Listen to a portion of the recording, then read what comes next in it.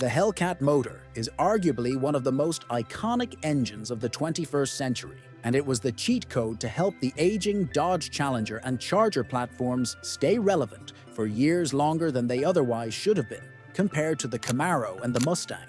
The 700-plus horsepower gamble paid off for Dodge when they sold over 100,000 Hellcat-powered cars to date, and they made a boatload of money with them before the poor management decisions of today started.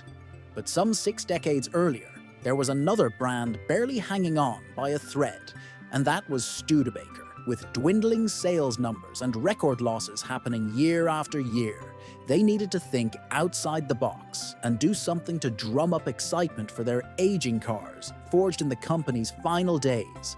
A cash-strapped Studebaker would be one of the earliest adopters of the Supercharged V8, and while it wasn't enough to save the brand, their series of Supercharged V8-8s were powerhouses in their day, and the cars that they came in were really the original Hellcats, specifically the incredibly rare Studebaker Super Lark R2. In the early 1960s, Studebaker was a company teetering on the edge of financial ruin. Once a dominant player in the American automotive landscape, Studebaker found itself struggling to compete with the big three automakers Ford, General Motors, and Chrysler. After their first bankruptcy in the 1930s and their subsequent revival shortly after, the Studebaker brand was always kind of in a limbo. It had some great years post-World War II, but as the big three wrapped up their production volume and lowered their margins in an effort to sell more cars, Studebaker was stuck. Their labor costs to build a car were outrageously expensive compared to the other brands, and this price war crushed them. By 1953, they were hemorrhaging cash. Studebaker merged with the also struggling Packard Corporation a year later in 1954, but even then, the outlook was still grim. The company hadn't turned a real profit in years. It was a sinking ship. They had virtually no money for retooling or for any real research and development. And to add insult to injury, key personnel kept leaving the company and kicking the can down the road. Bankruptcy was recommended, but the brand soldiered on, unwilling to cave in just yet. Virtually every car that Studebaker made by the late 1950s were just rebadged and reworked versions of their early 1950s models, because they simply did not have the money to pay for the tooling required for totally new body designs. But there was a glimmer of hope. Right around this time, the Rambler brand had started to take off selling budget-focused economy cars that the big three didn't offer yet. Studebaker saw this and figured they had nothing to lose, so they would jump on the bandwagon too, except they had to do it on the cheap. They raided their own parts bin and prior models to create a hastily made but affordable compact by using the center section of a 1953 Studebaker Champion with a cut wheelbase, a 1955 model year Studebaker windshield, and literally any park they could find in storage to use on the car, cobbled together in less than a year. Their new compact car, named the Lark, wasn't anything special, but because it beat the Ford Falcon and Chevy Corvair to market, this little Studebaker had a key first mover advantage, and it managed to shoot the company back into profitability. This 108-inch wheelbase economy car was styled sort of as a mix of some of the Chrysler products of the day, like the Valiant, and it also borrowed some European influence.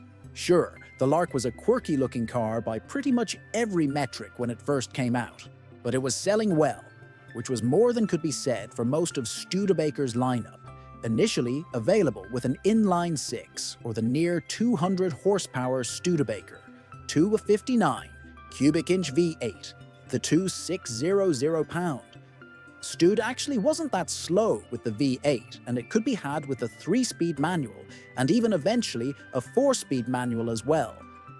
Things were looking up. Studebaker, though, instead of reinvesting the profits that they generated from the Lark into new cars, chose to diversify their company holdings with other non-car brands to try and stabilize revenue, which meant that the Lark remained largely unchanged as the Falcon and Corvair came onto the scene in 1960 due to a disagreement with the board. The CEO of Studebaker was ousted as the board was seeing the writing on the wall, and they wanted to get out of the car business. They instilled their new CEO, Sherwood Egbert, who was relatively young. Now, Egbert did not come from an automotive background, per se, but he worked at the McCulloch Motors Corporation, who made power tools and even superchargers.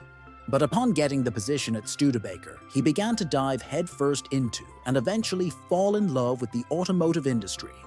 And his goal shifted from saving the company through diversification to actually saving Studebaker's struggling automotive lineup. And since Studebaker had now acquired McCulloch, that meant that their superchargers were now vertically integrated into their business model, which made them an ideal choice for future performance cars.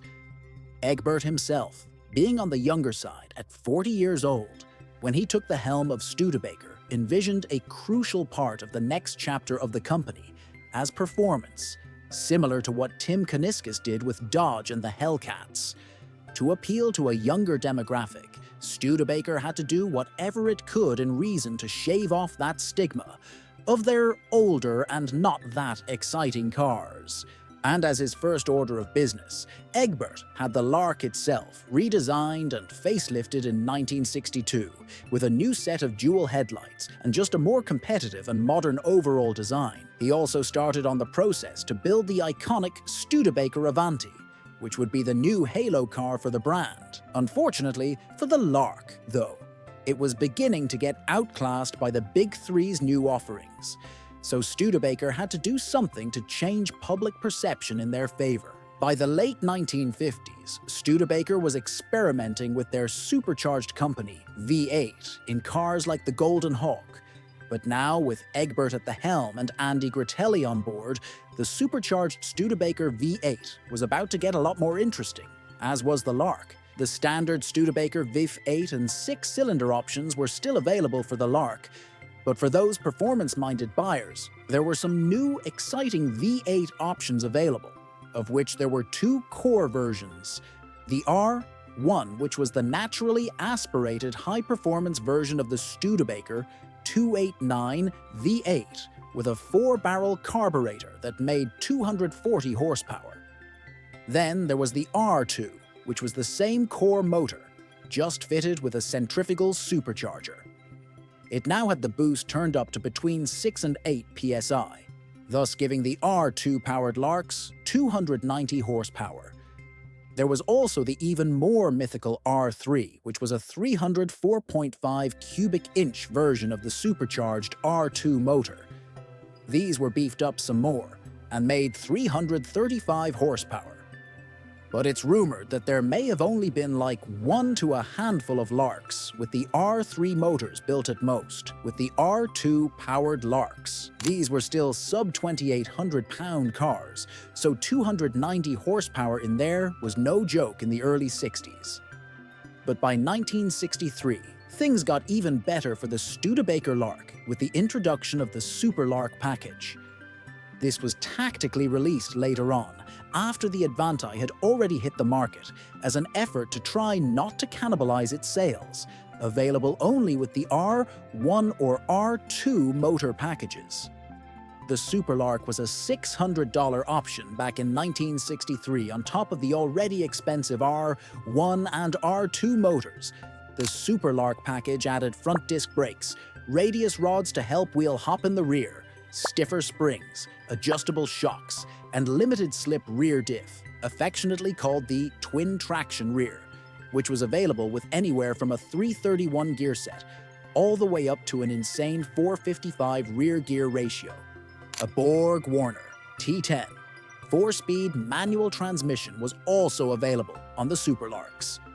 These Larks, which started off as 2,100 economy cars, ballooned in price with all these options to just about $3,700 with the supercharger and the R2 package, just $300 cheaper than a base Corvette.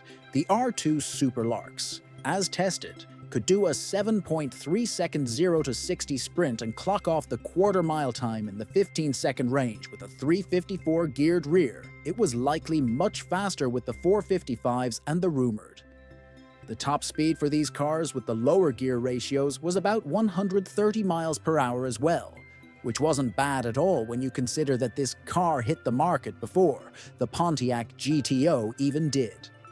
Nonetheless, even though on paper the Super Larks offered great performance numbers, getting people to shell out near Corvette money for a hopped-up economy car was a tough sell, and unlike the Hellcat, the Super Lark was a sales flop.